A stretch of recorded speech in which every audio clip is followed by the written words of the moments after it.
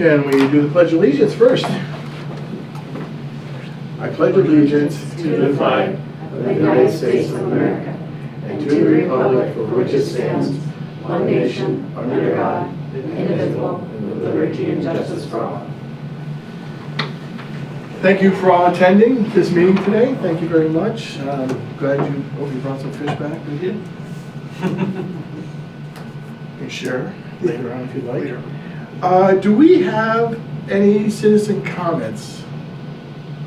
We do. I have one. I would let you go first. You would let me go first? Mhm. Okay. Please. I have a citizen's comment, and it's from Ada Eldridge.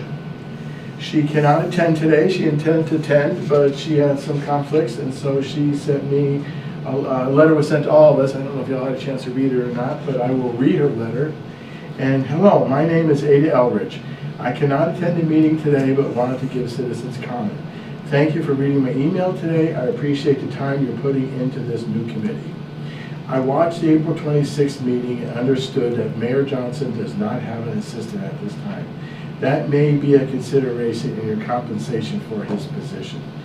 Please also take into consideration that if given a higher rate of pay due to this, it would still leave the option open of him hiring an assistant later while still making a higher salary based upon there being none.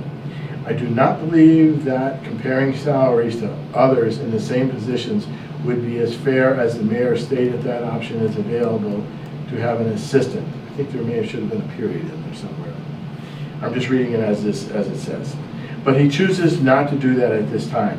That option would still be available if he was given an increase.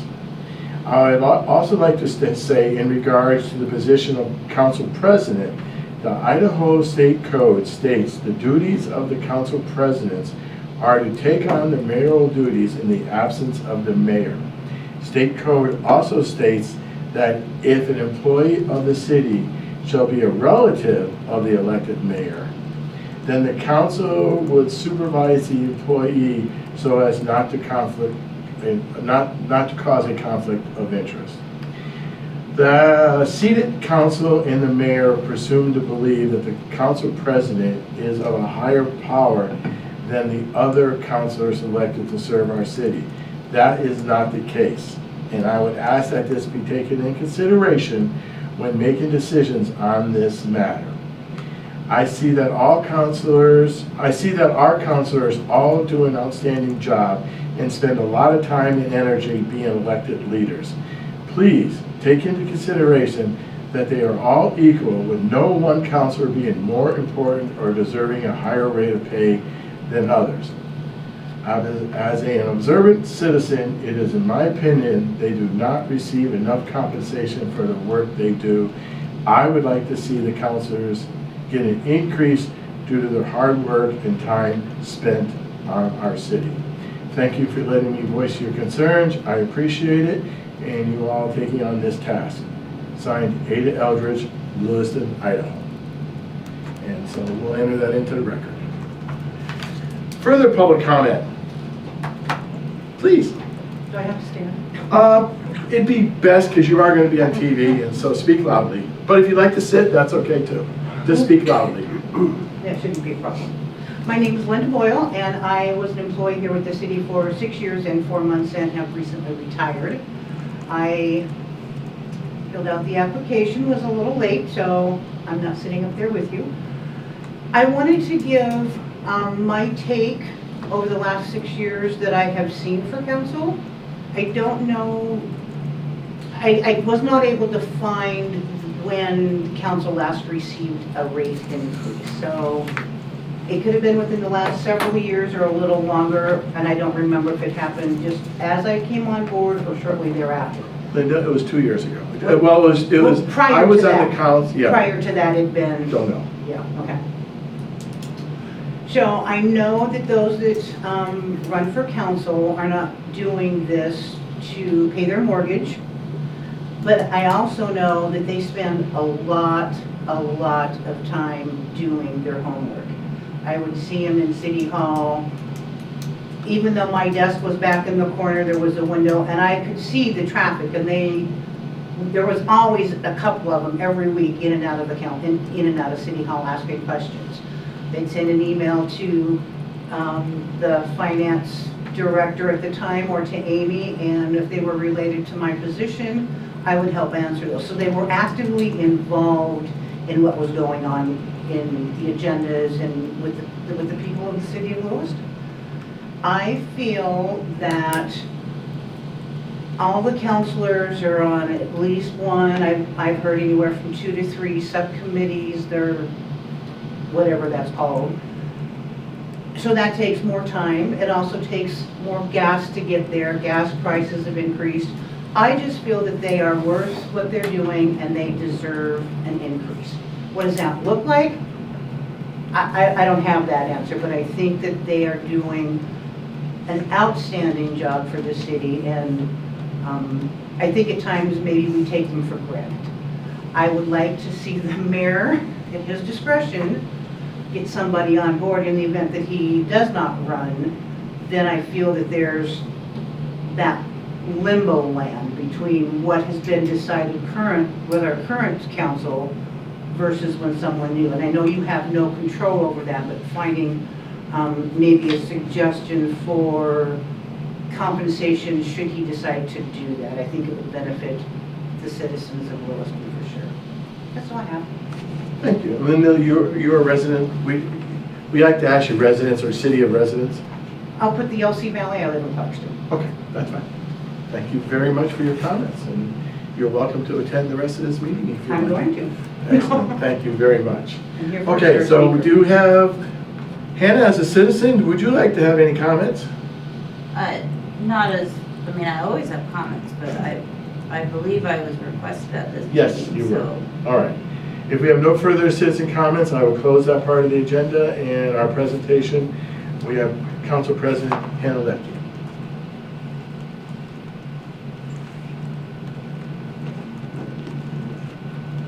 drink all my water.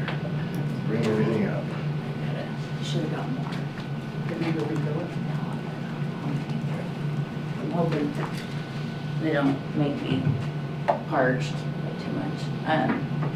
So is you're aware of the purpose of this? I did, I watched the meeting with the mayor. I try to do as much research as possible before I walk into a room, so. Yeah, okay, good. Well, as you saw the format that we used with the mayor, we asked him to speak for a few minutes, free form. We did not give him, we didn't put a time limit. We said like no more than an hour. And if you need an hour, okay. And then we'll ask some questions. But we'd like to wrap that part of your up in an hour or less. So, Hannah, please take the floor. I'm gonna tell you right now, it's not gonna take an hour. And I do apologize, I'm a little sleep deprived. My father's been in a little bit of a medical emergency, so unfortunately I had a written statement and I forgot it, so I'm gonna go off memory of what I wanted to say.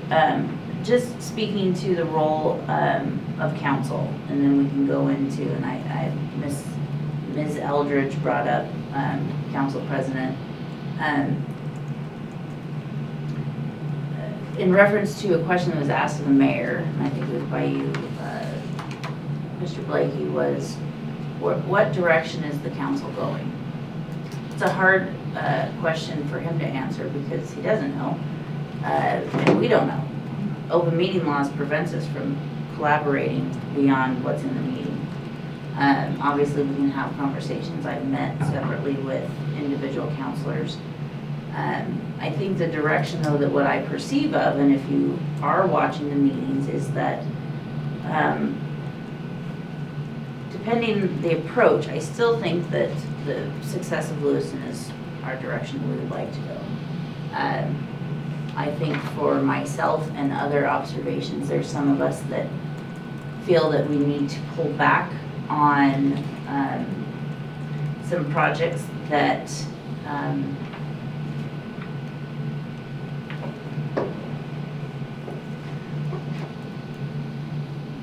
I think had well intentions, I think,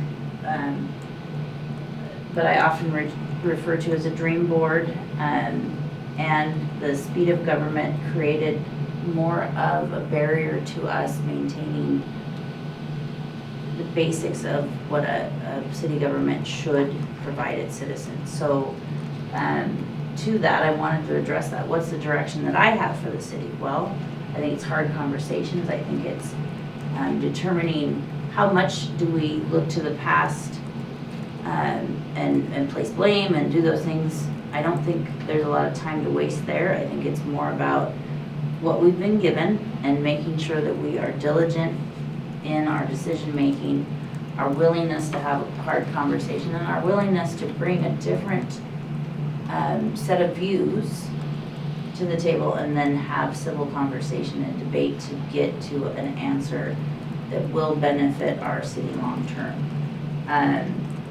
I can tell you that there have been disappointing votes for myself, some spending that I did not agree with.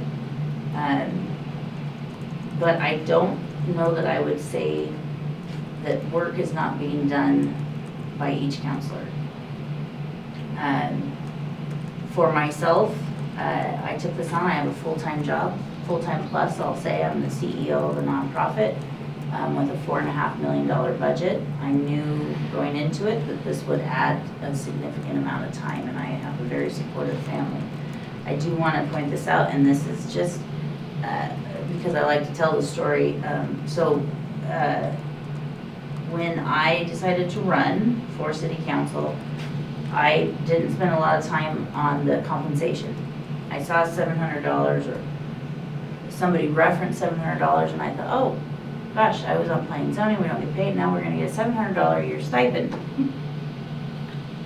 I had no idea we got paid $8,400 a year. $700 a month. Yeah, $700, so $8,400, 12 months. And so that's not just me being like, I'm so super altruistic. I think it was me saying, I missed that paragraph. But what that did tell me was that in the city, if we're going to look at compensation, there's a lot of work to planning and zoning. And so as to how I would like to see us planning our city's future, planning and zoning is a commission with a lot of power, a lot of responsibility. Maybe this compensation committee should look at some reimbursement for them. The packets on planning and zoning are massive. The amount of learning curve is massive. And if you've noted, as of late, I've went against some of the planning and zoning decisions. And so when we look at what are we doing for long-term planning, what does that need to look like? And I think we need to look at those commissions. I think we need to place a little more value on those. So that when it gets to the council, the discussion doesn't look like we're just shutting down a volunteer, based on more knowledge or more discussion that's had, and so I'm not going to tell you I feel like I need more compensation to be the role I'm in, and I will agree with Ms. Eldridge's letter that I don't have any more power in a meeting. I am given more responsibility. I do supervise in the sense of signing off and meeting with staff for one current city employee. I don't know that adds a massive amount of time to my commitment, but it does add to the fact that I want to make sure that I am treating that employee fair and removing myself from any conflict of interest. And if the mayor is out of town, and I will say two things. We now have a mayor that travels to Boise, to other areas of our state, to advocate for our city. I don't know that we've had that before. And so that does take him out of that, which does add a little more time for me to make sure that I'm available to staff in the case of a council matter. And when he is gone, I do have to prepare and meet with the city employees a little more regularly to ensure that I'm up to speed on what the meeting entails, if there's issues that we need to address that are confidential through legal team, etc.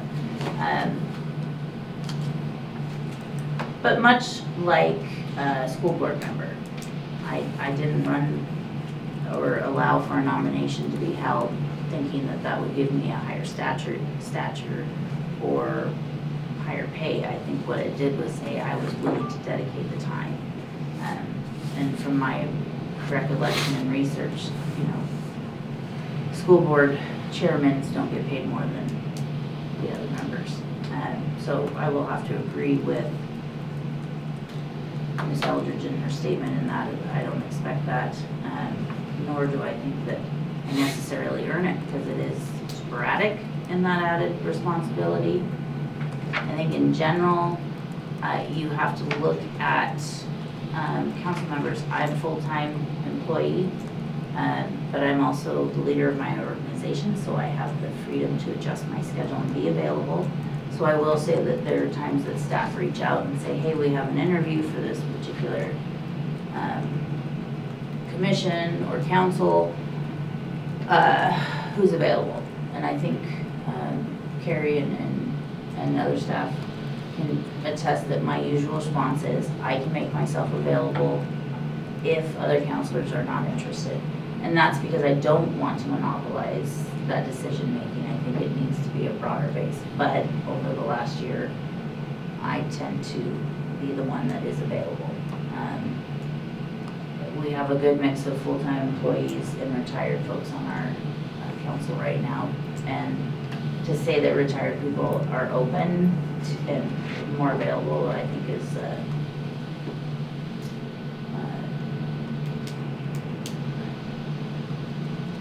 they are busy. They should be enjoying life, and so they have planned trips, and I don't think they should have to adjust that to the middle of the day meeting if this was a long-term plan. So I've taken that upon myself as council president to say I will do that, but if somebody has a desire to be a part of that decision making, I don't need to be.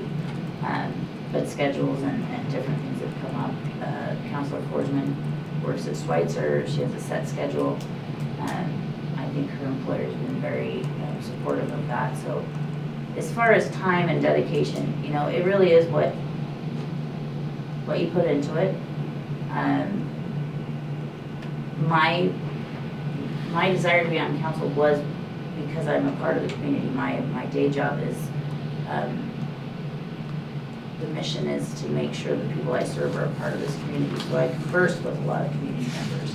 This has given me a different angle from that, and I try to make myself available. In fact, I was reached out to between the two meetings by a neighbor in the Elks that would like to speak to me tonight. I will be visiting their homes after this meeting. When you are a public servant, that should be your top priority, to listen to the public. However, we do a lot of reading, we do a lot of questions, and I want to commend the staff again that they are very quick in their response, willing to do a little more research, gather information, and I will say that not knowing, because again, open meeting laws and ex parte communications, I don't know if I'm, the one that they're like, oh, great, Hannah's emailing more questions, or if we're all doing that. I can't speak to that. I can tell you that I've been impressed with the questions that are asked by other council members. Councilor Spiegelmeier coming in mid-game, been very impressed with his thoroughness and questions. Time and effort is put in, and I think Darlene made a comment that I had to very much agree with. We're public servants, and we don't do this to make our mortgage or boost our income. It really does cover some costs, like mileage and different things, time away from work, etc.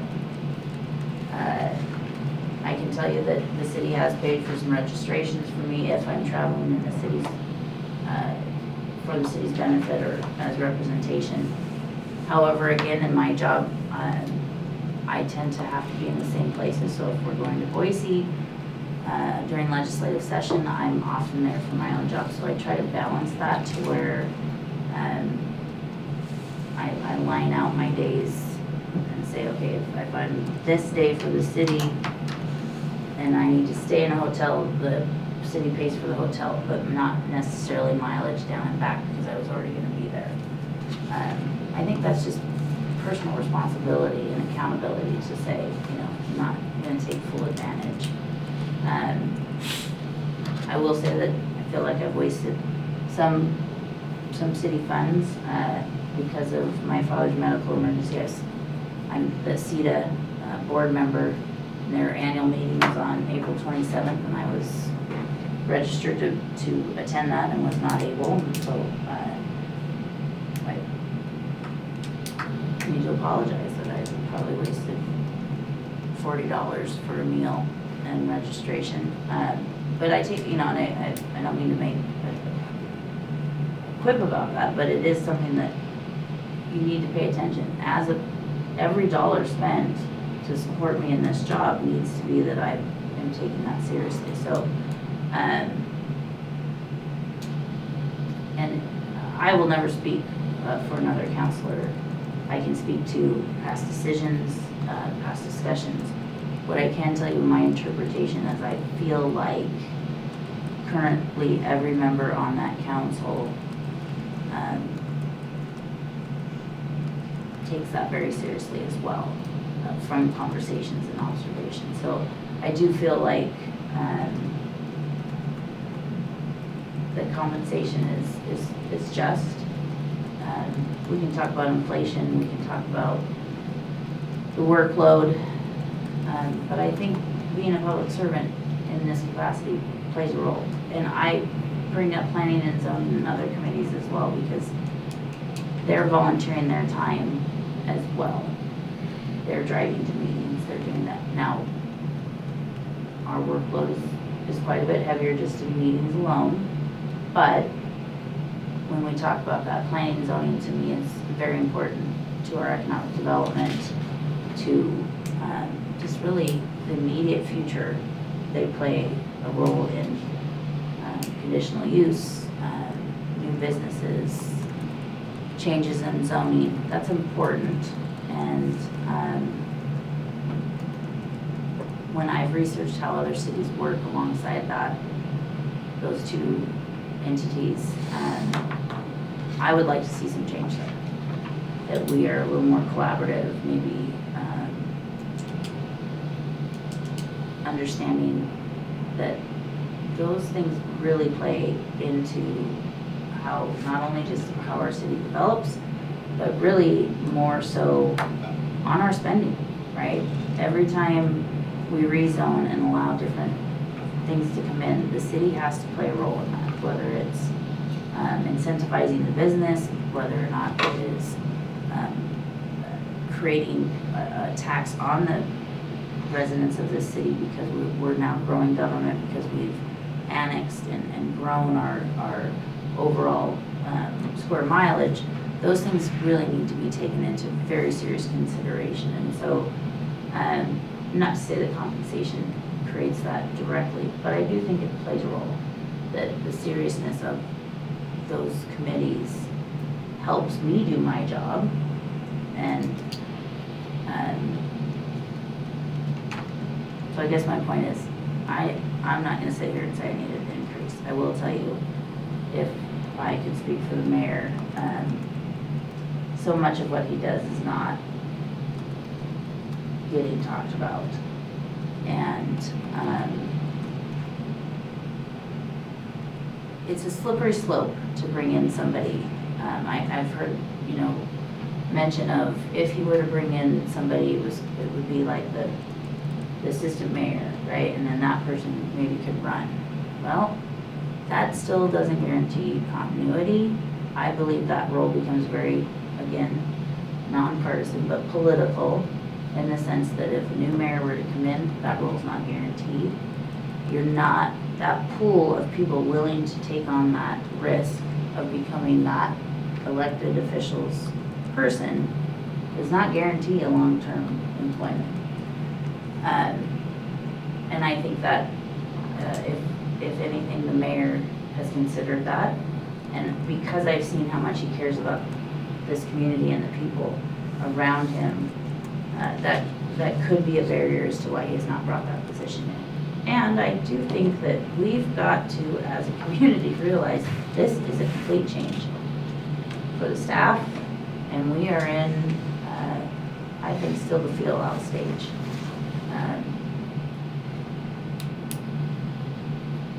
Mr. Blake, I think you said this is a business, and he's just, is he a CEO or is he a manager? Well, right now he's both. I'd like to see him more as a CEO. I would like to see the 11, division, 12, with 11 and 12 department. Somewhere around there. 11 or 12, right? In the beginning of our first year, I met with many of them. And I was very appreciative of their boldness to be truthful, and they were skeptical, and they didn't quite understand, and they were seeking a leader. And my response to the majority of them was, you're the leader. You make a very good wage, you lead a department. Now you have a political person. The mayor is political. Strong mayor is political. The benefit of that is that we now have a voice in Boise. We now have a voice with our U.S. congressman. We have somebody that can go out and do the things that make things happen beyond management of the staff. And so as I see it, I see 12, we'll say 12, even number, leaders working as a team with the mayor to make things happen. But I'm a big believer in mercy and grace, and I think that it's really hard for the community to give us grace right now, right? Broken reservoir, streets tore up, all the things that we could talk about. I'm hopeful that you guys start to see wins, right? And I think they're happening, they're just not newsworthy. So when we talk about compensation,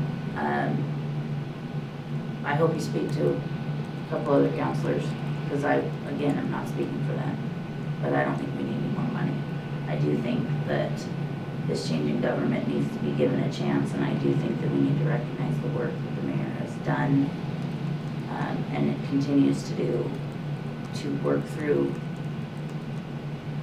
some things that led us to a very interesting first year and quarter.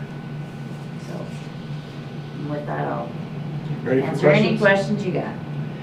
Well, in the past, we went around the table here, so I've got a couple. I'll start out with one that I wasn't actually prepared to ask, but you brought up a comment.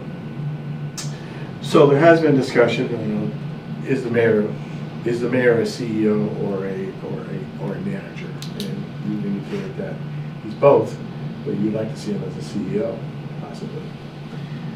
So then you talked about your feeling that the mayor would have a hard time hiring an administrator, a city administrator, because the administrator might get axed by the next. Well, that would be true. Following that line of thinking, that's the same. Anybody who would take a job as a police chief here, he can be axed by the mayor. Anybody who takes the job as a police chief can be axed by the mayor. In fact, any position in the city outside of the city attorney and finance and the clerk can be axed at any time. So that line of thinking, anytime you take a job within a city government, that line of thinking works all the way down the line. So I don't think that should be used to withhold the idea of being a city manager. But that was my comment, more an observation. That's an observation. Do the councilors meet with the mayor on a regular basis, individually? Do you know? He'd have to speak to that. Again, I avoid ex parte communications, and I avoid breaking confidence with the mayor. I will tell you I do. I meet with him regularly. But if you've noticed, I've had to cover meetings I've had to do those things. You're not aware that the other counselors, and this is just a question, I say how involved they are in government. I'm asking the question, not that I need to know. Do they have a regular meeting schedule on a one-on-one basis? Yeah, if you're aware? I can assume that. I don't think Okay. that the mayor and I have, sometimes he initiates it, sometimes I initiate it, depending on the questions. And so Okay. I can tell you that the mayor makes himself available. Your turn. How many hours a week do you think you dedicate to the council? On average, I would say let's go non-meeting week, right? That's gonna be a low end, I'm gonna say 8 to 10 on a non-meeting week.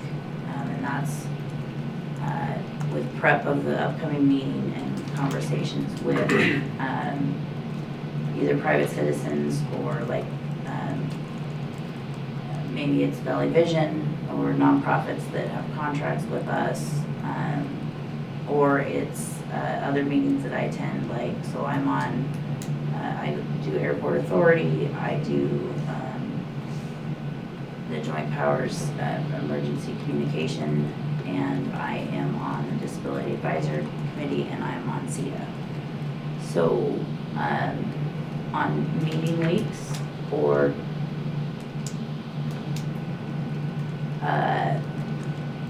catastrophes, it can get up to 30 depending on invitations that I receive.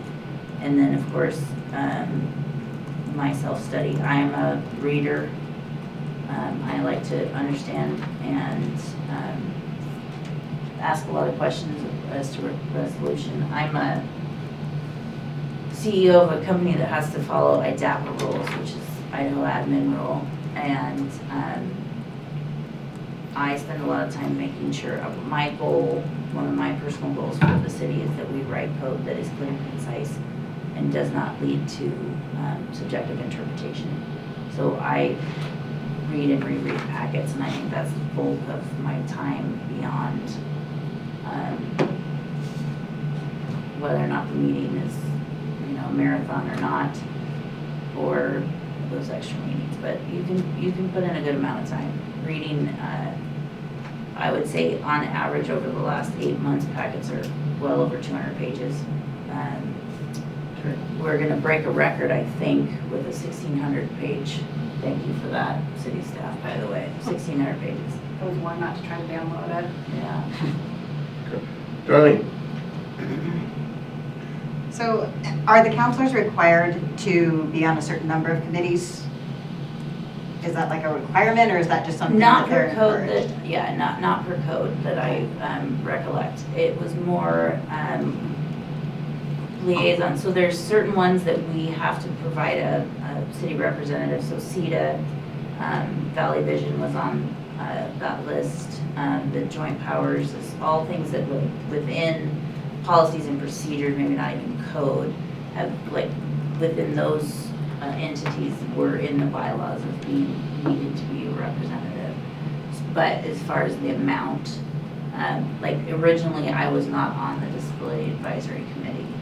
And I did not circle that one because I wanted a fresh face in the disability. I wanted somebody to learn about what I get to deal with on the day-to-day. Well, then that kind of fell through, and so I took on, and I think on average we're all on about 3, and I have 4, so it's not like.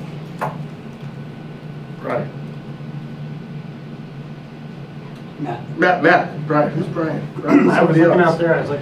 Brian is somebody else. I'm sorry, Matt, I apologize. Actually, Hannah, I was gonna ask you, what, like, as council people, what meetings you guys attended, and you already listed them all, so that was my only question. And then I was also wondering about how many hours you put in a week, given busy week or slow week, which he had already asked and you had already answered, so those were my only 2 questions.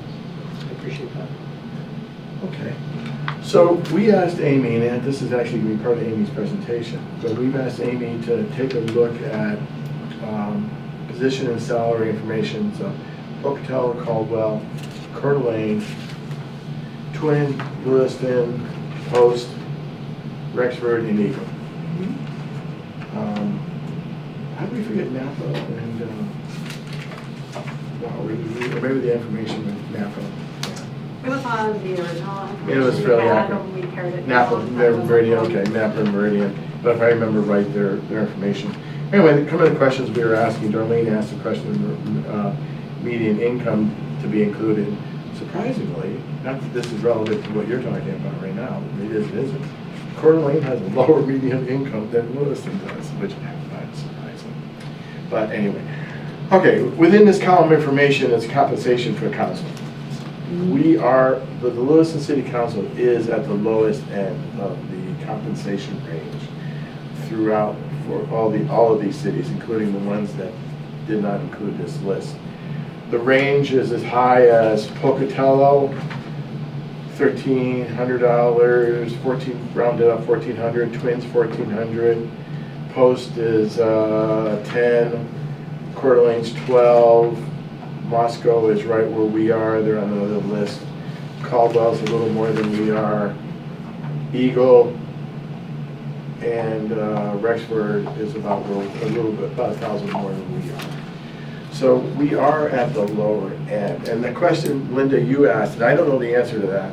I don't know how long the council had been paid $500 a year.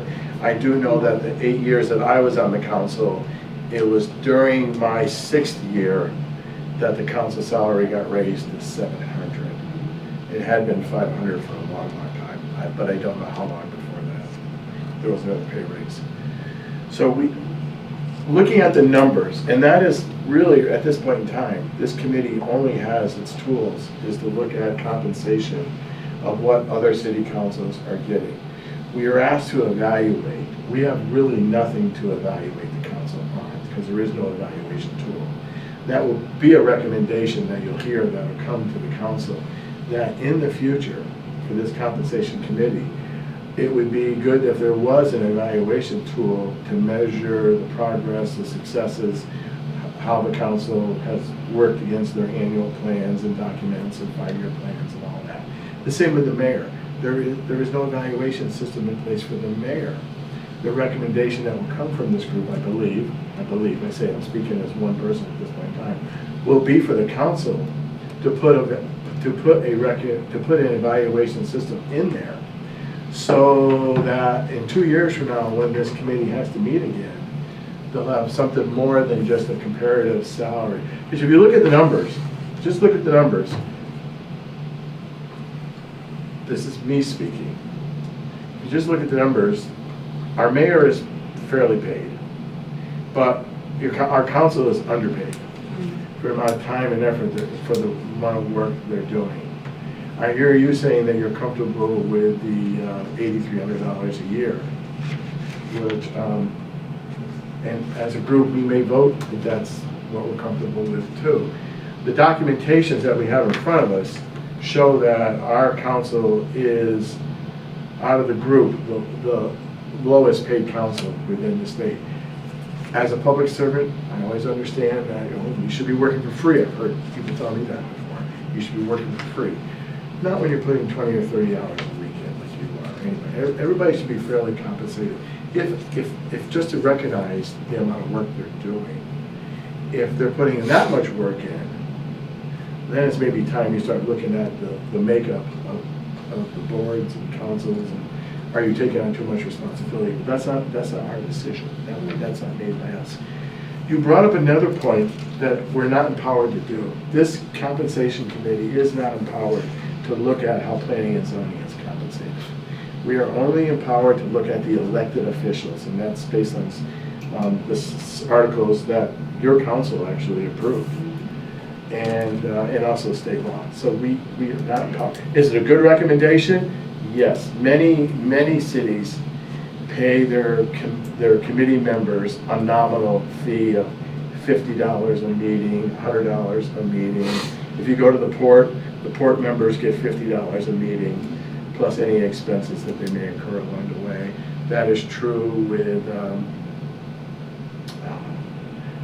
don't know if it's orchards, sewer, or water. Somebody up there is compensated. CLSD. Yeah, CLSD's members are compensated too. So $50 is many, but again, if you're gonna compensate one committee, it opens the door to say what committee is more important than another committee. So that is a decision to be decided by the council, but not by us. It's outside of our preview, but it's a great, you get that on the agenda. So is your question, do I feel we're fairly compensated? Or, that was a, Well, in lieu of what I just said, that we are one of the lowest compensated for the larger cities, I call the Big Ten. You were saying you feel fairly compensated. well, let me, yeah. I will not vote for an increase. We have a massive job in front of us to figure out how we move forward, being one of the highest, if not, top 3. Our property owners are very highly taxed. There's no way I'm gonna vote personally for an increase. For myself, I am not going to include compensation for planning and zoning. When we talk about metrics, I'm not gonna vote that we bring in another consultant, I'm not gonna bring in another plan. I believe that when you're an elected official, your metric is who votes for you. I believe that we do have a strategic plan that is completed and needs improvement that will create those metrics. Just to be completely honest, my goal is to cut the budget. So increasing my salary goes against that entirely. Sometimes to get somebody to do a quality job, you don't dangle a carrot and say, I'm gonna give you this carrot and then I want you to get to the finish line. You stand at the finish line and you say, you get here and you get the carrot. And that's where we need to get back to. We need to have people that show up and run for office to do the right thing, to put in the work, and then say, you know what, I've done a great job and we've put in the work, and here's why we justify this increase. We've done the work and we've created some solutions for our citizens in a multitude of ways. And the first goal, obviously, is to drop those property taxes as much as we have control over. So I'm going to rephrase that because we cannot amend or change their property taxes, but we can change our levy. Can we work a little more within some means that creates relief? I've been criticized for encouraging people to pay attention at a state level. You know, I need to work on this budget. I can tell you right now, that was a very conservative number because in November, I began working on the budget. I need to understand where we're at, where there is, and we can call it fat, I like to call it inefficiencies. Where can we become more efficient in a government that saves our budget some money so that we can move? I'm very concerned about deferred maintenance. All those things. So yes, am I putting in the time? But I ran for office under the understanding that that is what needed to happen. So when you ask me, oh, are we on the low end? Yeah, except you just named off a bunch of cities that have some demographics close to us. If I had to make a guess, Coeur d'Alene is considered a resort town. The reason why their median is different than ours is that they have a lot of low-end jobs to produce tourist attractions. We do not. We have hardworking people trying to make ends meet. That's who I'm serving. If I was in Coeur d'Alene and they can do local tax with no question, we can start building some revenue off of things that we don't have access to in this town. Right now, we're trying to figure out how do we build revenue? How do we spread the burden of this budget? And the current one we inherited. We have a lot of work, but I don't want a carrot until I cross the finish line. So I may have not been the right person to bring to the table that we wanted to talk about what people want. No, you're the president, and we asked for the president of the council to Well, come. We could ask for everybody to come, but Right, and I think if you look at, Yes. I can tell you right now, every city that you mentioned, that you looked at, I think, and again, email me as a citizen and you'll see that I don't give you maybe a wordy answer, but not full of fluff. I tell you my thoughts, I tell you my opinion, I encourage us to meet in person and talk about it. Because I do travel the state, I'm privileged enough in my job as CEO and as a part of state associations. I've visited every one of those cities. And they all have problems. They all struggle with infrastructure. They all struggle with the fact that things have broken down because of deferred maintenance and a direction that took them away from probably something that should have been higher priority. That's the name of the game. I mean, politics and elections have consequences. Okay, we are approaching your 1 hour. Yes. So, there's other groups. I do have just one more quick question. So you were talking about, I know there's been discussion about districts for the counselors. Would something like that, make it so time was more evenly dispersed for the counselors? If they had certain districts that they dealt with and answered to, or do you not think that would be helpful? Possibly, and that's the thing.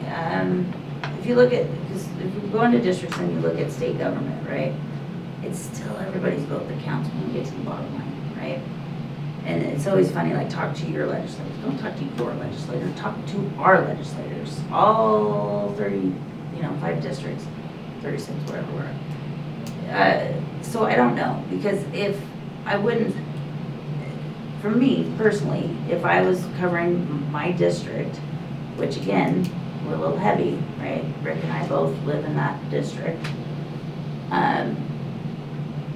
But somebody in neighborhood 7 hears that I don't want to change neighborhood 7 structure because of the current comprehensive plan, wants to reach out to me, my answer's not going to be, well, I can't talk to you because you're not my district. So I don't, from my point of view, that's not going to affect me, but somebody else might say, well, no, talk to your guy. The other problem I have with districts is, no offense, Mr. Blakey, but I would love new blood.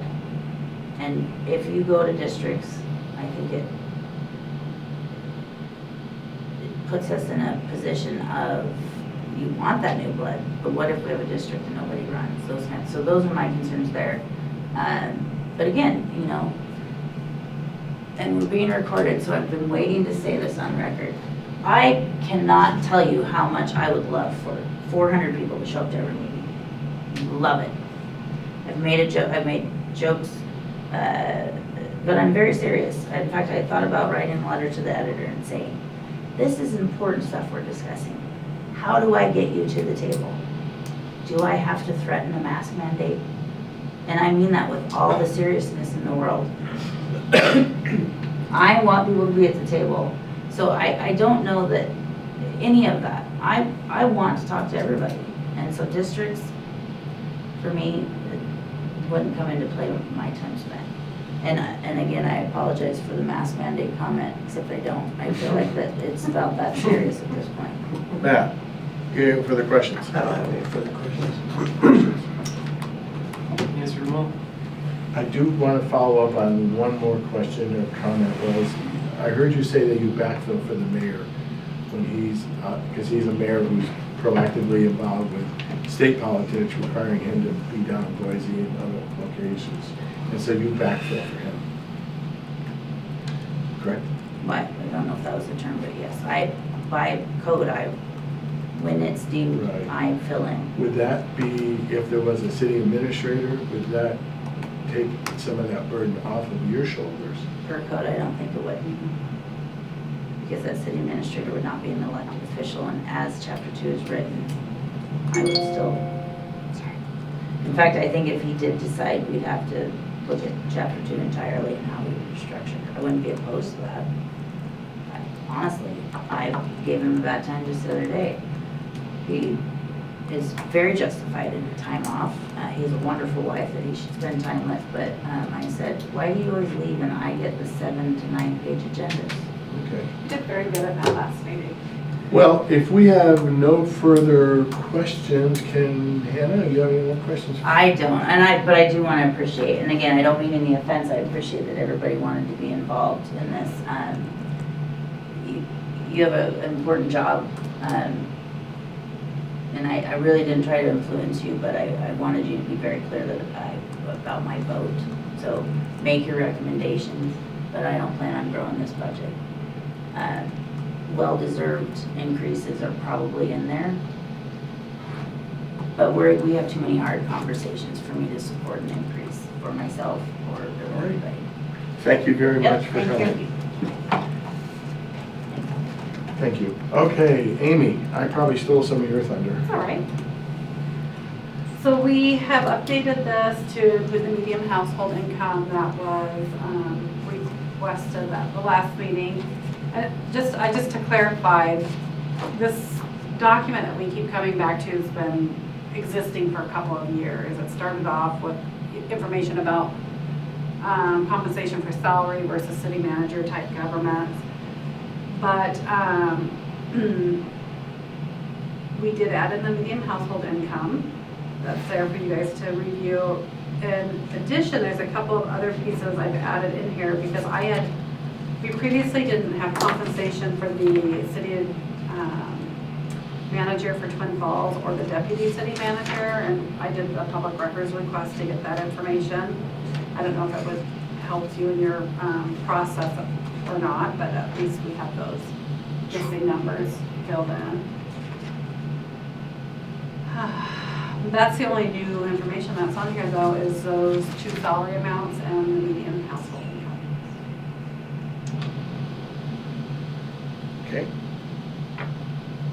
Well, thank you very much. I appreciate you getting the update numbers. The median household is good information. You see that we're kind of, I guess, there are a lot of states where the median household's worse than what we are. So I think Idaho as a whole looks like it's in pretty good shape if the data is correct and with the median household. Have to read more about what all the details, how they got there. So, but as far as thank you for what we see for mayors get. So, are you done? I am. Okay, I have to go to the active agenda. Has everybody had a chance to look at the minutes? Are there any corrections? No corrections to the minutes? Do I have a motion to approve? I'll make a motion to approve. I'll second. Okay, all in favor of approving the minutes? Aye. Thank you very much. It carries. All righty. Moving on down to a review of committee purpose. So we have now heard both what I call the mayor and the president of the council. We could ask for 5 other members to come, but to be honest and frank, I don't think we have the time to do that with the constraints that we have to get a document in front of the council in time for them to vote on it. It was good to hear Hannah's position. And you all will have an opportunity to use that information to see how you want to vote. Next week's meeting, I would like to hear motions. We'll ask for motions on what we think the salaries should be. And I would like to then put this to rest next week so that we have time to get it in the packet and get it to the council. Again, remember the information that we have to work off of is we don't have a review. I remind you, we do not have a review. So we have comparative salaries to look at. We have some minimum public comment, not a lot of public comment, but the 2 pieces of public comment that we've got says that our council is underpaid and neutral on the mayor's position. So, And I do have some information as well. Though, okay, let's share that. So I went through and just did some homework myself. And I also, let me pull this up here real quick.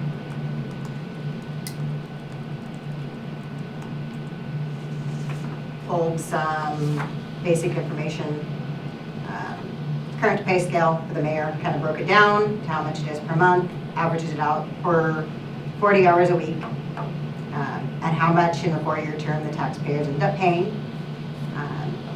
Plus the current pay scale for the city council members, same thing, and how much everything comes out.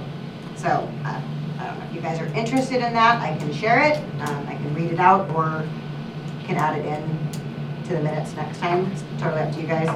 If we share, it's a public document, so we Okay. gotta make sure we don't have an infringement there of law, so, we can include it, well, if you share it, it has to be included in the minutes.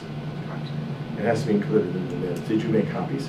I did not make copies, but I do have it in the email. But you are free to comment on it if, So I can read it out and then it'd be, read okay. some of it, So- maybe not all of it. Read what the highlights. Are you sure? Because I've got a whole hour. Give me the highlights. So current pay scale for the mayor, $80,000 per year. And all my calculations, I'll just say now, is based off of 4.3 weeks per month times 12 weeks, or 12 months per year. So it's based on a 40-hour work week. He's approximately getting $38.76 per hour. Total in the elected term, taxpayers are paying $320,000. Current pay scale for the city council, you have average of 20 hours a week, which I think is similar to what Hannah was saying. It averages out between meetings and everything else. So average is about $8.14 per hour for them. And since there are 6 of them, so it is costing taxpayers $50,400 per year. So for 4 years, they're paying $16,000 for all the city council members. Currently, You say 16,000? yeah, $16,000 For a 4-year term, yes. for a 4-year term for all that, yeah. So, looking at that pay scale, I went and looked at what jobs make around $70,000 per year, or around $35 an hour. And the ones that came up were accountant, auditor, budget analysis, registered nurse, fashion designer, genetic counselor, geographer, nuclear medicine technologist, power plant operator, and dental hygienist. And the last one was insurance underwriter. Taking all those into account, I did what was the median household income, which was the 60 for Lewiston was 60,581 or somewhere around there. Minimum wage in Idaho is currently $7.25 per hour. Washington is $15.74. So the mayor's pay is currently 2.5 times more than Washington minimum wage and 5 times more than Idaho. Whoa. I don't mean that the mayor's wage is, what? 5 times more than Idaho minimum wage. Oh, yes. Well, Idaho's, okay. Yeah. Idaho's minimum That's a wage whole is a nother lot discussion lower. about minimum wage in Right. Idaho. So I took and did a post out on Facebook, an anonymous post, wanting to know what people thought. What do you think? How should elected officials' pay be determined? Not saying it's the mayor or city council or anything else, just elected officials, knowing that I would not get a huge sampling, but I did get, as of this morning, 51 votes. The overall was with 41% of the votes was elected officials' pay should be based off minimum wage in their state or city. 7% of the votes was elected officials' pay should be based upon current minimum wage or minimum pay for 100% disabled veterans. That was second one, and the third one was elected officials' pay should be based off of comparable pay from similar position, and that had 37% of the votes. People wrote in their own, and one of the ones that they wrote in was, should be paid according to the amount of representation given to the citizens and the actual voters over corporate entities. That was 1%. Comparable pay for similar position conditional on representing the citizens and solved problems was another 1%. And then someone had also wrote in, be paid off current minimum wage. This job should be held by people who have the public's best interest at heart, and that was 9%. So basically 50% of people were saying elected officials should be based off of minimum wage in their state, but the other ones, 9% added in that they have their, should be elected officials at heart, so. So that is what I had, and then I also looked up, Post Falls seemed to be the closest one with our form. And you, in the first meeting, Bob, you had mentioned something about the utilities, that everybody, it wasn't the same, there was more or something Some that was have done. different, some have utility districts, yes. Some- Right. Some have highway districts. So I was looking at Post Falls to see if that was, see if I could find out how similar that was. And theirs actually looks very similar to ours with the elected officials, the city councilor, then they have the Parks and Rec. They do have a city admin that oversees Right. finance, human resources, Parks and Recs, public safety, community development, public works and legal services. Right. But there was no. He the makes, road- he the makes road between or anything. 118 and 154,000. Right. So, that was the information that I was able to find, and I think should be taken into consideration. I always like to say the minimum wage is now set by McDonald's. So what is it? You can go to McDonald's now and 16 bucks an hour to work at McDonald's. Yeah, minimum, I don't know of anybody other than tipped people, which started $3.25 or whatever it is an hour. Other than that, though, I couldn't, I mean, we own two businesses, employ people, and the lowest paid employee for our business is $14 an hour. Right.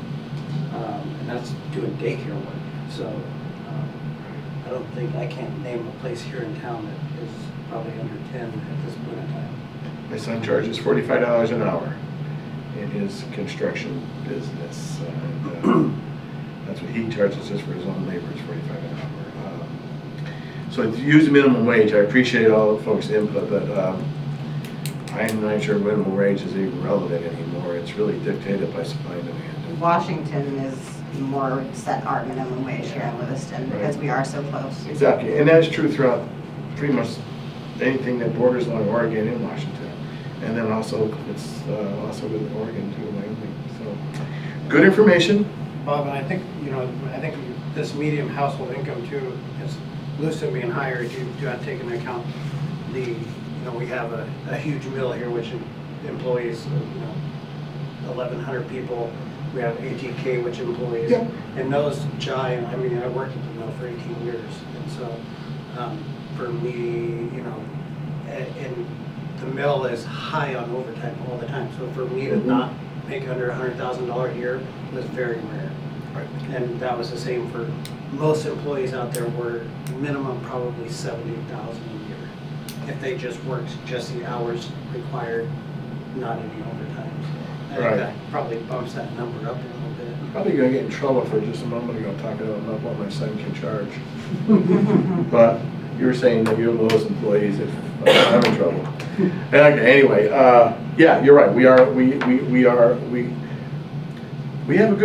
a good, solid pool of labor-based income between the industries we have in this town. And there's solid industries that hopefully aren't going away. Yes. So I don't. I think that's probably what bumps are here in the valley. Well, again, we do not have an evaluation of Wapak. So really what we have is a tool here in front of us. We heard Hannah's comments, we heard the mayor's content. We heard the mayor say, I believe we heard the mayor, correct me if I'm wrong, I heard the mayor say he thought he was fairly compensated. Did I hear that correctly? I asked him that question.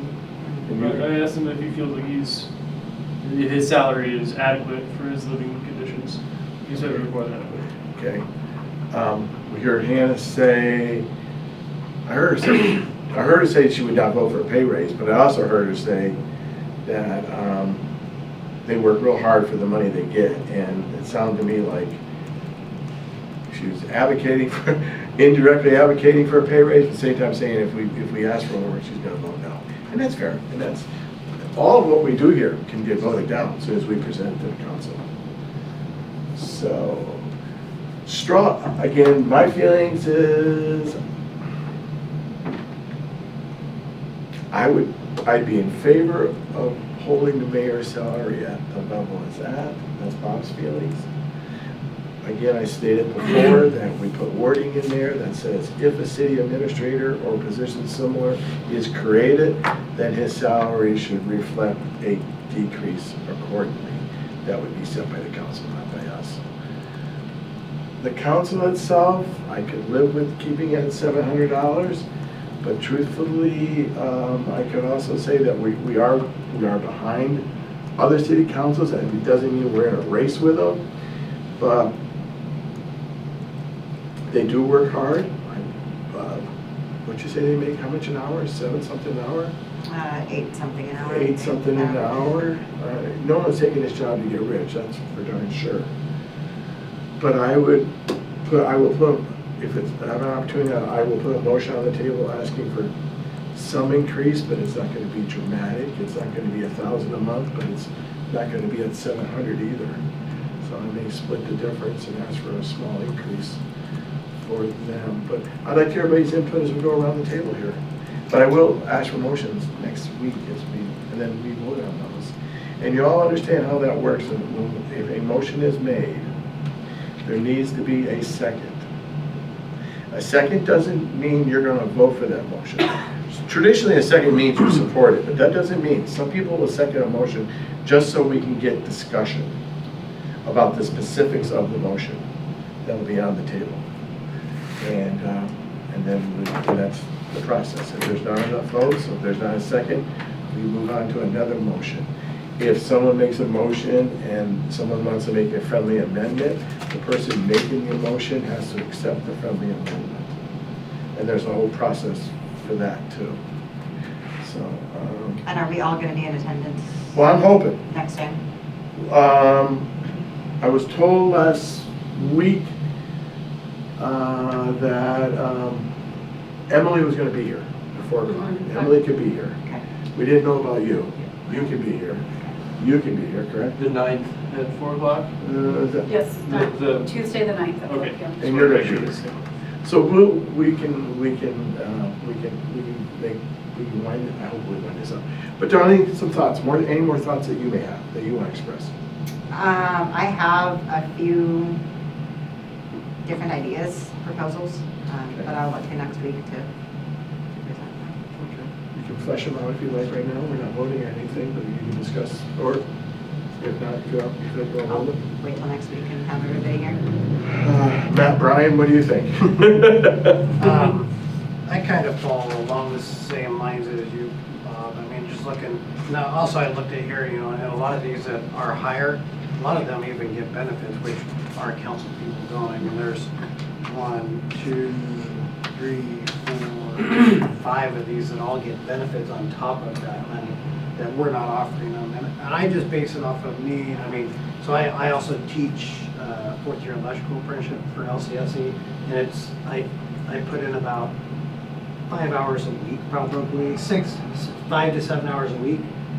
And I'm looking at how much I get compensated for a year, and it's more than what they're compensating these guys for a year, and she's putting in sometimes 30 hours a week. So that's, I'm just looking at it on my basis of, you know, my time spent and how I base my time versus $1 an hour, you know, $1 rate per hour. So I would be inclined to bump that number up.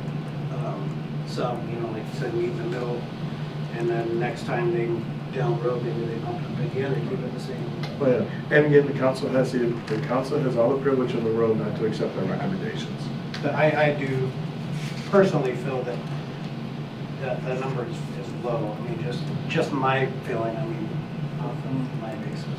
And as I said before, I think whatever we make a recommendation, there needs to be the recommendation that there is an evaluation system in the future. So we have something to say, have you accomplished what you set out? Some metrics, terms, those are what I look for, metrics, there has to be metrics. What do you think? What are your thoughts? I'm in favor of a bump. I'm kind of crunching the numbers, but I won't say the exact numbers, but I am in favor of the bump. Nothing crazy, nothing earth shattering, but something to fairly compensate. So. I'm talking both? Both. Okay. Fair enough. Fair enough then. So, review committee purpose, and I believe we slid right into factors for future recommendations, so we accomplished both of them. My goal is always to get it, a little bit past, we're 10 minutes past, but I was hoping to get exactly right. Dang it. I won't put him for overtime. You're good, Bob. I always try to keep these meetings to an hour and a half at the most. And that's my goal next week, is to wrap this up. Because we can take this committee on forever. In the future, I will make the recommendation that this committee meets sooner and has a little bit more goal orientation than what maybe we have right now. Having said that, I call for adjournment. We have a second? Second.